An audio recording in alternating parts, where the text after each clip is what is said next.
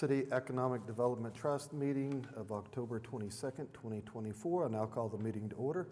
Item 2 on the agenda is approval of the minutes from the September 24th, 2024 trust meeting. We can take a motion if there's no comments or questions.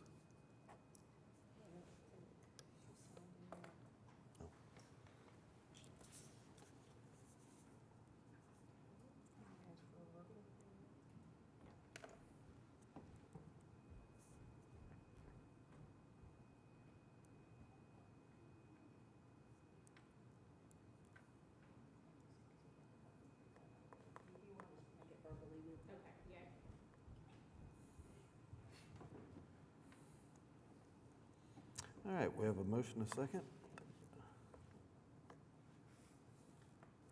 The item passes. Item 3 on the agenda is the ratification of claims for September 2024. We can take a motion.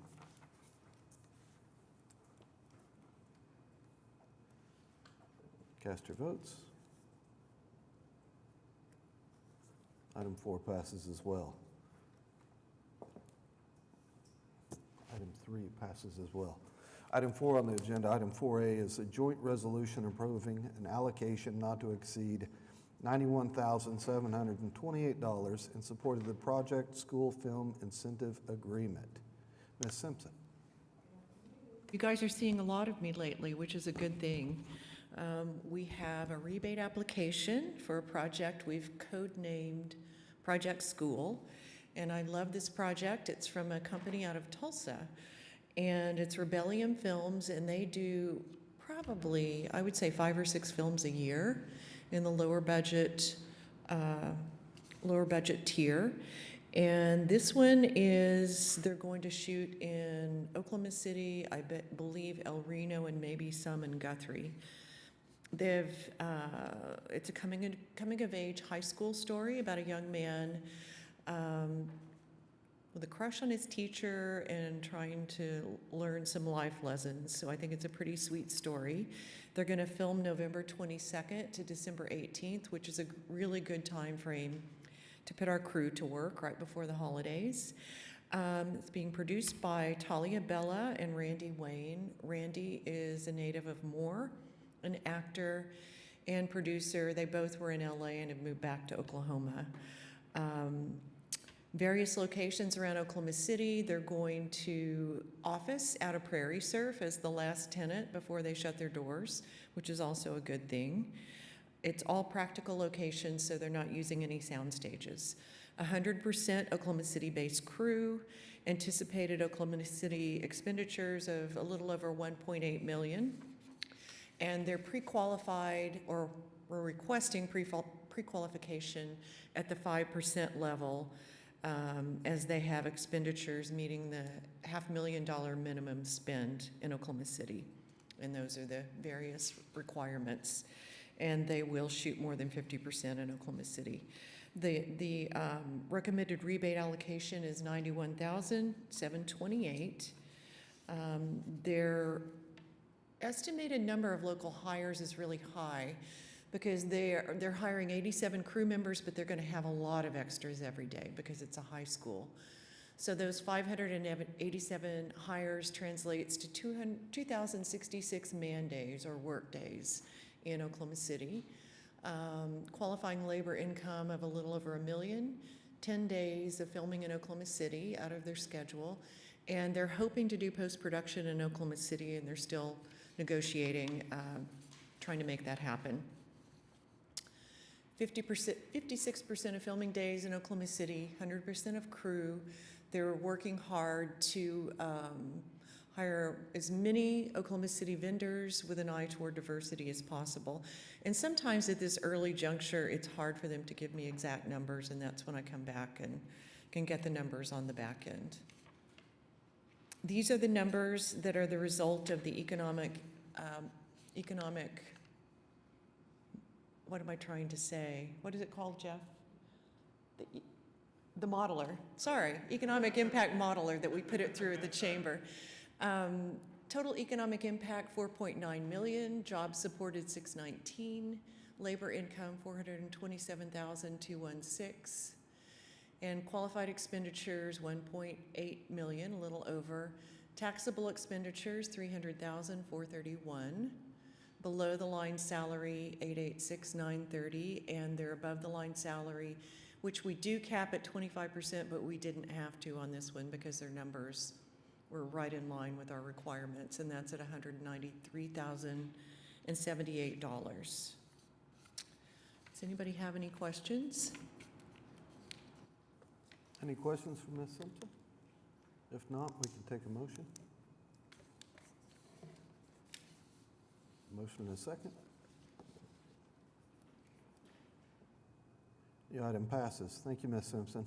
Item 4B is amendment number 1 to the Economic Development Agreement in support of the 520 West Main Street. TIF, Mr. Sudol.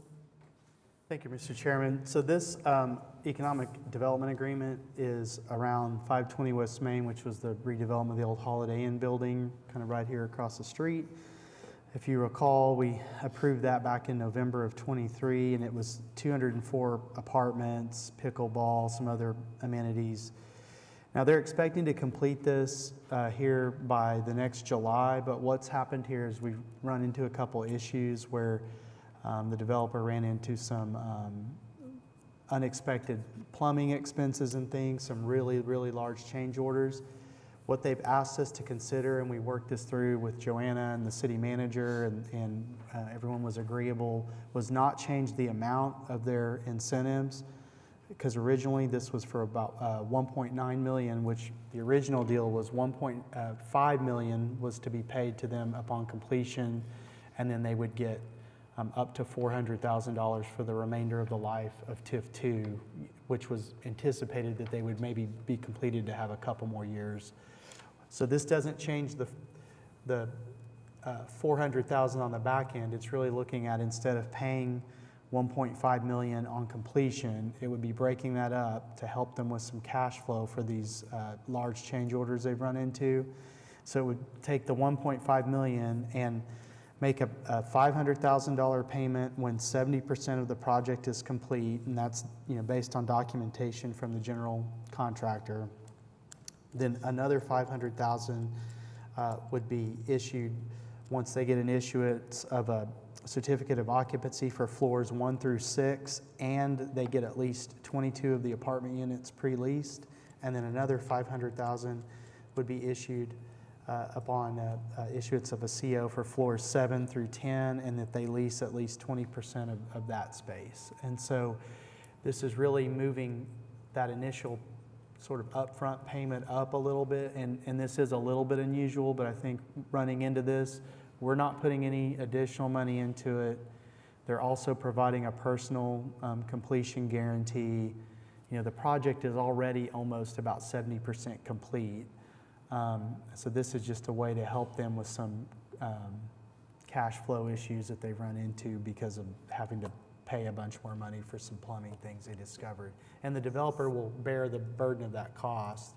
This just helps them to not have to go borrow and pay even additional funds. So we think we've built in the necessary protections on this, and it's almost 70% complete already, so we felt like this was a good change to make to help them along. Kenny, what's the time frame from phase 2 to phase 3?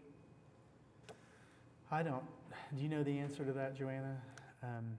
We have a July 25 date of final completion. I think they expect to be complete pretty quick here. I think they're trying to get their COs by the end of the year, because they won't get their full TIF benefit if they don't get those COs by the end of this calendar year.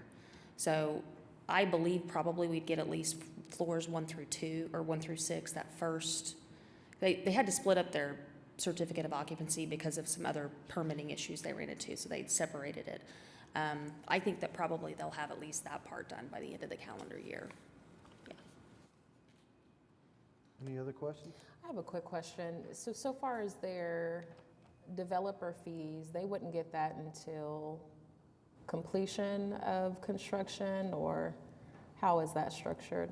Are they keeping all their fees in? Are they deferring any of that? I mean, I think they're having cost overruns, so my guess is they're probably eating into some of that. Our funding, the 1.5, is just kind of contributed to the total cost. Okay, We didn't see changes from them with, as far as any of those specifics. We just kind of had the call to say, hey, they initially asked if they could get more funding, and we kind of What said, we no, know we're is gonna their hold the bank line there. lending had, contingencies built in per normal, and, that's part of the issue, I think, also, is they're not allowed to use 100% of their contingency. The bank wants to make sure there's enough money there to complete the project. So sort of between contingency, us helping put this, and they're just having to put additional money into it. So I think theoretically, it's eating into their fees. so But, they're putting in more equity into the project, the I mean, owners, or? my understanding was it was over $1 million of additional costs. I think so, the plumbing And specifically, and so then any additional cost We're not overruns they've providing seen. extra money, we're just providing it a little bit sooner. It's the timing, Yeah, okay. so the total incentive did not change from us. Their total cost went up, so they're having to eat that. We're just trying to help provide the funding a little bit earlier so it reduces the need for them to go borrow and incur additional interest costs. Right, which I understand that. I guess that's why I was asking the timing of the developer fee, ensuring that that's sort of last to be paid out. Yeah, I will say that, I mean, we put in all of our agreements, they have to provide us with the documentation of full expenditures at the end. And in this case, we have that pay-as-you-go TIF kind of, that would be part of that reduction if for whatever reason they haven't spent what they said they would spend. Okay, thank you. All right, we can take a motion on item 4B. Please vote. And the item passes. Item 4C is Alley's End Subordination and Standstill Agreement. Thank you, Mr. Chairman. So this is also a deal that we have allocated $2 million of our affordable housing GULP money to this affordable housing project. This is the one over on 4th and Gaylord that's 214 units, and this is something we do not infrequently, but this is basically just as part of that deal. We structured as a forgivable loan, and they need to subordinate this to their senior lender at closing. So this provides for the ability to provide that subordination to their senior lender. I don't think there were any other changes in terms or anything like that. Any questions? All right, we can take a motion on that item as well.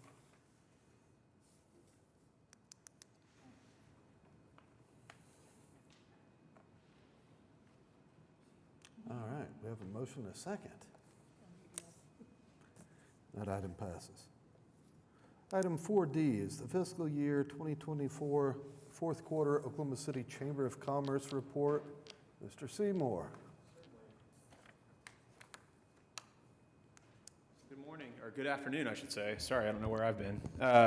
Just want to say thank you again for the partnership on many fronts to promote economic development. It's been a whirlwind of last quarter going into the remainder of this year as well. There's just a lot of activity out there. Kenny, I think, can also attest just this sheer volume of activity. Did want to provide a couple of highlights that I think sort of talk about the overall scope of what we're seeing in the marketplace right now.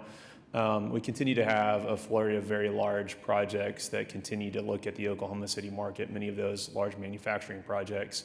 I think, one of the things that I think has really been exciting is to have the OKC 577 inventory on the marketplace that has really allowed us to have a much more competitive position related to landing some of these larger manufacturing projects, data center projects and others, at least the opportunity to navigate the waters of what's possible in a way we weren't before. That land inventory has been really crucial to help us think about what types of projects the infrastructure in Oklahoma City can support. Continue to work very, very closely with the Air Force related to the B-21 bed down project. I know in conversations behind the scene, we feel like we've made more progress on negotiations on property, and we'll continue to help think about the next steps of all the moving parts related to supporting that project moving forward, but we see that as a major opportunity. Tied to that conversation, and it's not in your report this quarter, I think, but talks about things that are going on. We were proud to partner with Pratt & Whitney on the recent ribbon cutting for their new 845,000 square foot facility on the south side of the base that to me signals a couple different opportunities. One is, and I know Chairman Stone, thank you for your participation that day and leadership on that project. The opportunity for us to continue to not only support the Air Force, but the prime OEMs that also support the base and have an opportunity to continue to double down on their presence here in the Oklahoma City market. I know that one of the conversations happening with that company is how they continue to think about their presence in the marketplace, not just to consolidate operations, but also hopefully to grow operations in the future. The other thing I want to talk about is some things happening in the ecosystem. We all know that markets don't happen in a vacuum, and the economy doesn't happen in a vacuum. It happens in a regional capacity. And so the last couple months, as indicated in this report, we're able to help some projects happen within the region that I think continue to bolster our regional partners, including a project in Stillwater to help replace a tenant in the former Armstrong flooring facility. If you spend much time in Stillwater, you know that they've had some turnover in their tenants in their industrial park, helped to put a new tenant in there, helped a company, Nortec Cooling, help them be more competitive on a project to win a new contract for some cooling units for large data centers, growing their number of jobs and headcount here in Oklahoma City, and another smaller project on a door manufacturer. So just kind of thinking about the overall spread. We also were able to partner with federal funds to relaunch a statewide bioscience leadership organization, Life Science Oklahoma. We've been able to, I think, really see a change in the temperature related to bioscience opportunities in Oklahoma that are attached to more private sector capital dollars flowing into that space, as well as more federal dollars that have allowed us to build stronger infrastructure, programming outcomes, and also a voice outside the marketplace to really tell our story in a more national and international stage. And so really excited to take that new brand to San Diego for the recent Bioscience International show, but also to conduct more engagement locally between existing companies that operate in that space, research partners, and others to really make sure that there's connectivity, there's a voice, there's a conversation around how do we educate stakeholders about the importance of the industry, and also how do we take that organization and make sure that the partners involved are helping support not just life science, but also healthcare outcomes in central Oklahoma. So very excited about that. One final thing I'll mention is just continued partnership and engagement on the workforce development front. I think a symbol of those partnerships are an announcement recently by OSU OKC and their Polytech program to launch Oklahoma City FAME chapter. FAME chapters are found in sort of manufacturing bastions throughout the south central United States and southeast United States. What these programs are a way to really recreate sort of the hand-holding around student success while a kid or an adult that has manufacturing acumen goes through a 2-year training program in partnership with OSU OKC and does basically some internship training on site at a manufacturer so they can get kind of an early start, not only while they're going through school, but also to see sort of the boots on the ground approach of what it looks like, feels like to be in the manufacturing environment. This is a partnership with several local manufacturers, OSU, OKC, and others. One of the prime reasons we stood this program up was it had been identified as a gap in our marketplace by larger manufacturers that had looked at our market and basically questioned why didn't we have one of these chapters. And so we're excited about the partnership with OSU to launch this program in Oklahoma. I would indicate this is, I think, a beta test program maybe for things to come and ways to continue to grow. We know that it doesn't solve the workforce challenges of our marketplace, but it's a market signal and a way to continue to think about how we're constructive and creative in the workforce development and talent development space. And many, many other partners, including Career Tech, K-12 systems, many others are also doing important and valuable work. This is just one sliver of a market signal I think we felt was really important to send to the overall ecosystem. So with that, I'm happy to answer questions about the report. And I just continue to thank you for your partnership and your leadership. I think we're in a position to continue to realize really significant opportunities, and partnerships like these are what's important to send the right signals to the marketplace. Jeff, on OKC FAME, have they talked to the current students to get their feedback on how it's going? And who is actually marketing that program to other manufacturers to be aware and to get their engagement? Yeah, it's a lot of, I mean, as we all know, when you're dealing with students, a lot of the relationship is hand-holding. You're trying to help a student, in this case, a lot of students who I think needed some other support in their personal lives to be able to be a participant in this program. So a lot of the engagement we've had right now is where those manufacturers have really created, I think, a support structure for them, not just for their professional lives, but their personal lives as well. Right now, because it's in kind of this beta phase, we've taken the responsibility for marketing, but I also know we do that alongside OSU OKC because of their relationship to outreach in the communities that they serve. So I think we're kind of hand-holding that right now, where the chamber's engaging the business community and the manufacturers we think who are teed up to be part of this program to help them kind of understand the scope, the structure, and the benefits, while OSU OKC also helps, I think, make sure we've got the right partnerships on the intake side of the students. It's really, like any other thing, like any other good workforce development program, it's a bit of hand-holding on all sides. Sure. Thank you. Thank you. Thank you. We can go ahead and, just to clarify, this is item 4E on the agenda. Somebody's paperwork's messed up, so we can go ahead and take a motion on the item. We have a motion and a second.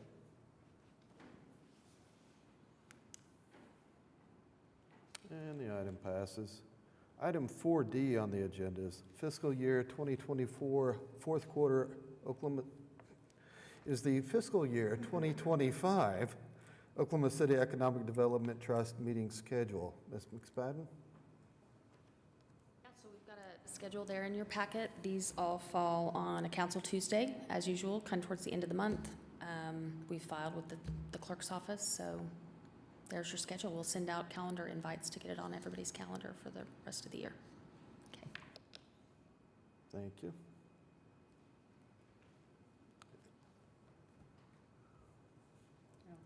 We taking a motion on that? Okay. Meeting schedule, all right. Okay, I guess we approved it. All right. We approved the meeting schedule, so that's good.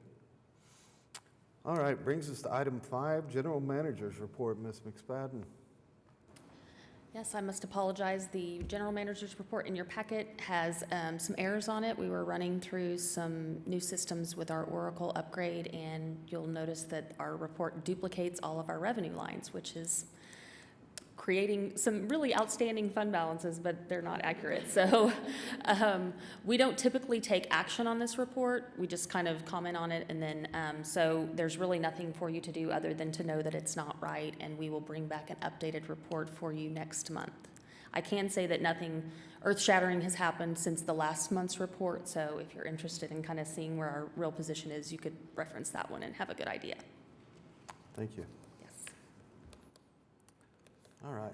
Item 6 on the agenda. Any comments from staff? Trustees? Have any citizens signed up to be heard? Maybe Mr. Box or something? No? Signed up. All right. All right. That brings us to item 7. We are adjourned.